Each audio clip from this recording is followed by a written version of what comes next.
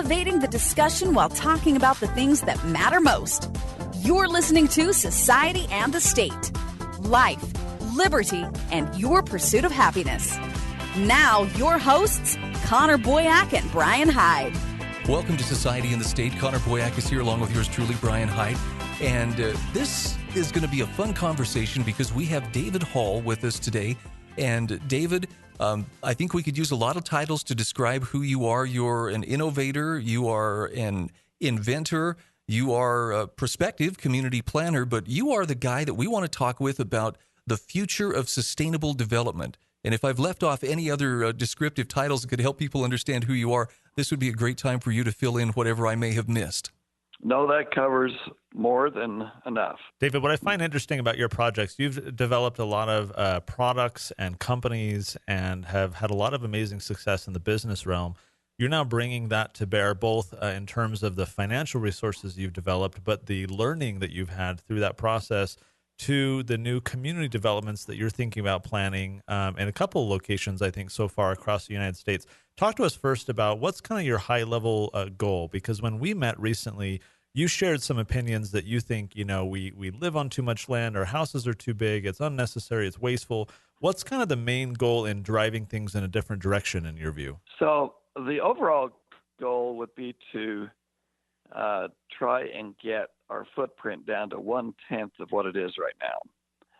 And that's a monstrous goal, but nevertheless what I'm trying to aim for. And I think it's possible, but it's not going to be easy to get there. And so we're going to do it small steps at a time and not try and, get all the way to the community at once. A lot of people, I think, have grown very accustomed to having capacity, living in large homes, large tracts of land, having breathing room. I'll share my personal experience. When I was married, we lived in a home in a community where they were packed in like sardines in a can, right? And I always joked with my wife that if we were all sitting in our homes and you could just remove the structures, you could just lean over and touch your neighbor. They're that close. You just have these like walls, split up. You're not in a condo. You think you have your own home, but you're still packed in. And we liked having a little bit more room. So why is it that you feel that the ideal is to take us in a direction where we are, as you say, living on 1/10 the property? Is it efficiency, energy, cost? What's the concern that you have that you would want to take things in that direction? The main problem is actually the transportation and the food issues by not having food local and everything just kind of all over the place. So the problem when you sprawl is that you then definitely have to have a car. And even if it's autonomous car, you're running all over the place from event to event in your life.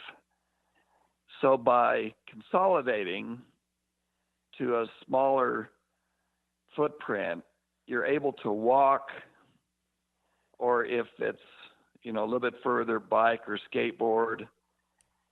And then also with very inexpensive small pods, electrical pods, get even further. And then it's only commutes that are between huge centers that would need the cars and trucks, on freeways and trains and things like that. So right now, we have to get in our car or our 2 or 3 cars to go and do anything in our life. So that's why we have such a huge overall footprint. David, let's sketch out for our listeners what we would be talking about to move to that 1/10 of a size footprint. For instance, do you happen to know what's the average size of a family home today? Most family homes are in the 4,000 to 5,000 foot range. It's actually a better way to think of it is per person. Okay. We're approaching 800 square foot per person. And the model that you are working towards, Let's just start with like a family of four. How big would the living space be for a family of four under that ideal condition? Family of four would be 800 square feet.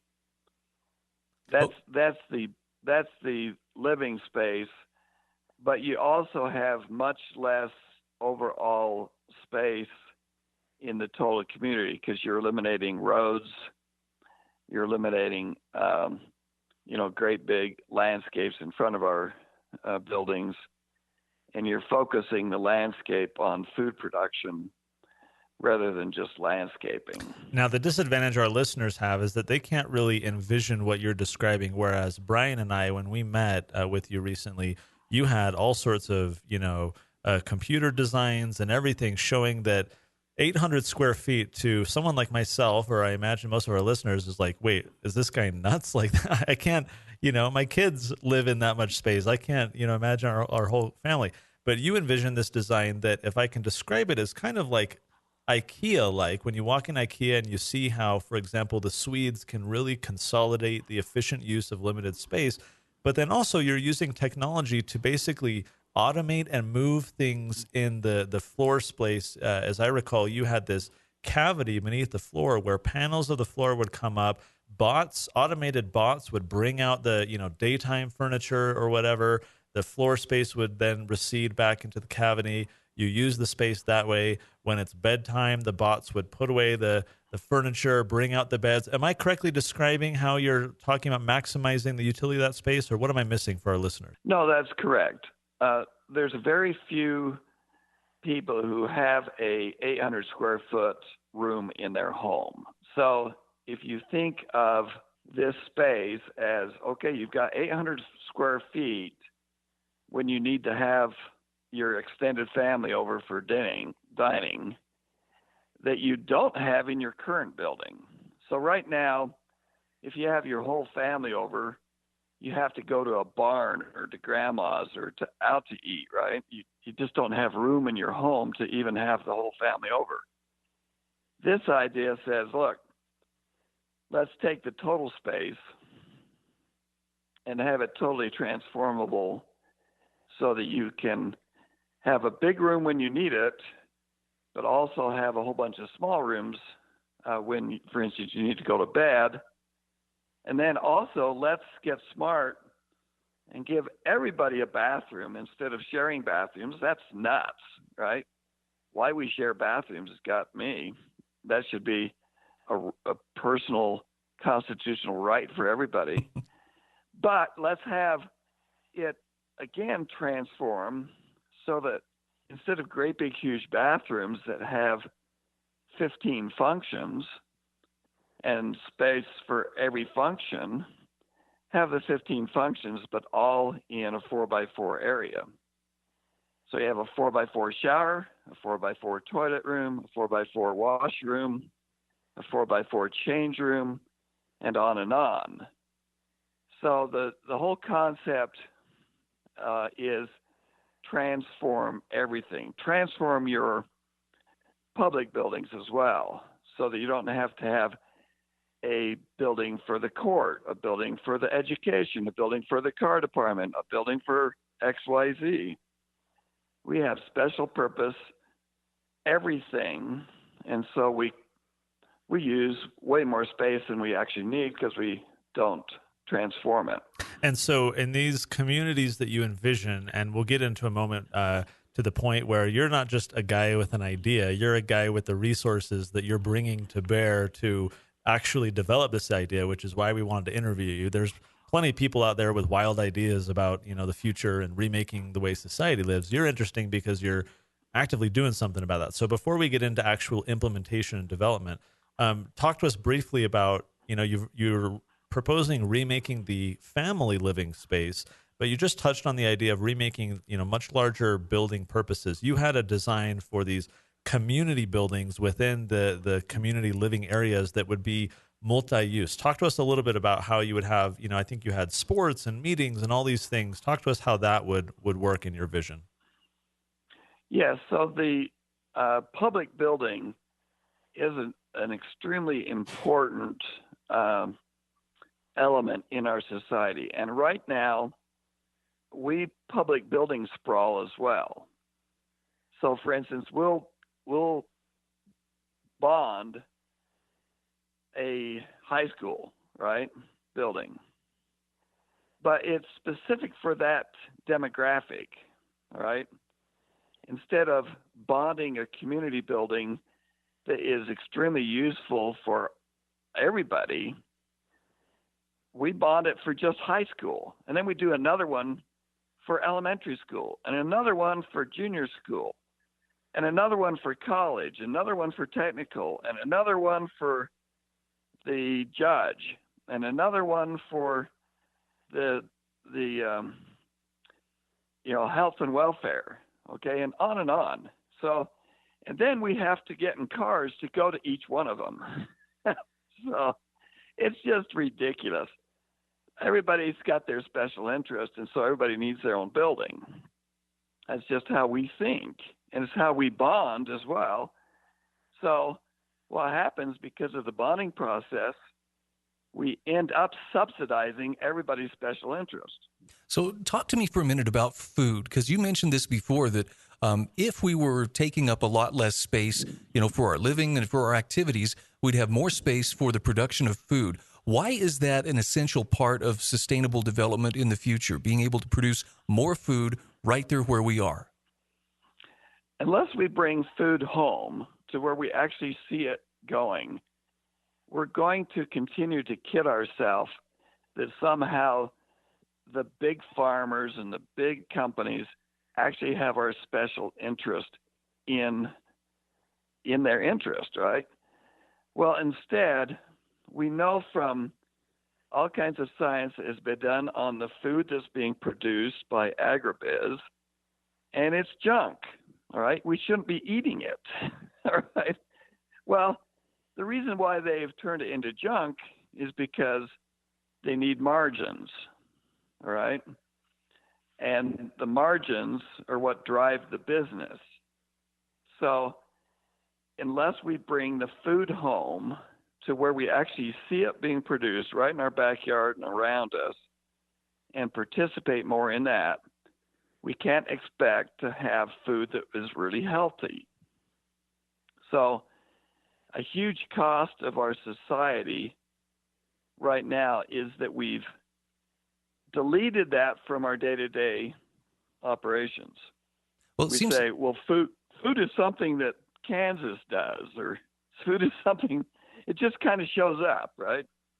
David, I know for a fact that there's a huge disconnect between most people and where their food comes from. They're okay to go to the grocery store, and as long as the grocery store shelves are stocked, everything's great. But I remember hearing about a bunch of urban kids taken out to a farm for the very first time and seeing farm animals and smelling farm animals, and they were shocked, at how could anybody live like this? Why, it smells horrible, and these animals, there's flies and everything.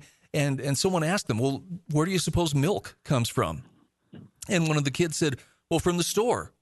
Okay, well, where does the store get it? And the only answer this kid could come up with was they have ways.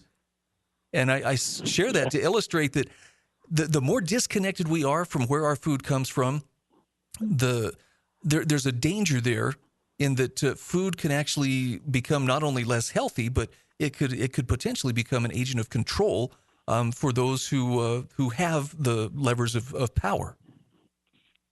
Exactly. And transport has become a huge part and a huge cost for food, right? We are flying bananas, from all over the world just to make sure there's a banana on everybody's table, right? So we worry about carbon in the atmosphere, but we're doing stupid things like flying bananas, right? And airplanes are the worst polluter we have, not cars. So we don't talk the whole story. We talk about specific problems like, global warming and carbon issues, but we don't get down to the fundamental problem of it, and that is urban sprawl and our huge consumption of land because of our need for independence and privacy. David, so I want to set up my next question first this way by helping listeners understand that you're just not another guy with an idea. So walk us through briefly some of your business successes. What has brought you to the point where you are today to now have the financial means to start implementing some of these ideas? And then after that, let's talk about your actual implementation. So what's brought you to today? What have been some of the successes you've had in business? Well, my success really is built on my father's success and his discovery of making man-made diamond from carbon. So he did this in 1954. It was announced by General Electric on my birthday, my 8th birthday in 1955. That's when he actually decided to quit General Electric and come to BYU as director of research. They couldn't pay him what he needed to live, and so they allowed him to start Hall Labs, which I've continued to this day. So my company is built on my father's success, and it's pretty hard to beat, making diamond from carbon. So, I'm second generation. My children and grandchildren, which are involved in the system now, bring us to fourth generation. But we also had that innovation heritage, and essentially what our company is now is a modern Edison lab. But it's not a early startup. It's now getting pretty old, right? So with over 60 years in business, we have a good foundation. So we've had multiple exits of major projects, which have helped mankind, all of which, in my view, have been directed toward helping this long-term community, because I started working on the community concept clear back in 1973. And only recently, it seems that this has become especially active. I know here in Utah, and you've got one other community in mind. There's been, opposition from residents in the areas that you've had your eyes on. There have been a lot of people angry with this, but rather than going necessarily to just fight and rezone the land, you've taken a rather interesting approach where you're just offering to buy it from consenting customers and waiting for people who are willing to sell. And you're acquiring the property necessary so that you can then begin to build some of these developments, test them out. Talk to us a little bit about that. I mean, you're talking about interesting technologies and building profiles and everything. So have you gotten to the point where you guys are actually testing this and building it in some kind of test location? When could we expect to see some of your vision begin to play out and then see how the market responds to it? So we started the construction of a experimental site in our industrial park in southeast Provo. And we are building what will eventually be a hotel that will be used to demonstrate the transforming concepts for living space. We've got the piles in, and we're building the structural elements now in our laboratory. So we hope to have that working well within the next 5 years. And then we have room at that location to expand from one hotel type of concept to a whole village. And hopefully we get that done in 10 years. And then once the concepts are seen by others, plus there's a lot of spin-offs of the subcomponents that are successful, then other people can start using those concepts, in other ideas here and there, including the apartment buildings, and then it'll start to spread. So, David, you've kind of answered what my final question was going to be, and that is, how do we go about creating a shift in mindset? Because the American dream to a lot of people is just what you had described earlier on. It's to have a big house and to have space, and, the more space, the better. I think you make a pretty powerful case for wiser use of space, but that's a significant hurdle that has to be overcome. How will you help shift societal thinking to where this is seen as desirable and responsible? So we hope to have before the 7 years, our current schedule is up, to have commercially available apartment buildings that people can put up where a single family used to be, and shift from 4 people to 20 people, literally within a few months, by tearing the old house down and putting up this new kind of house, which is actually 8 houses. So the fundamental thing that's needed to start with is there even an element that I can put up quickly that is economic, where a subdivision can move quickly from low density to high density? And that's not in place yet. We have construction methods which kind of resemble what we use for single family homes, where we go to apartments, right? We have those, but we're not really getting much lower cost of living, and we're not transforming the space. So you can go live in an apartment building now, but you're giving up space, right? It sounds like seeing is believing is going to be a big part of how this will catch on and eventually become the norm. David Hall, thank you so much for spending some time with us. We're going to link to your website, and those who want to follow along here, societyandthestate.com/51.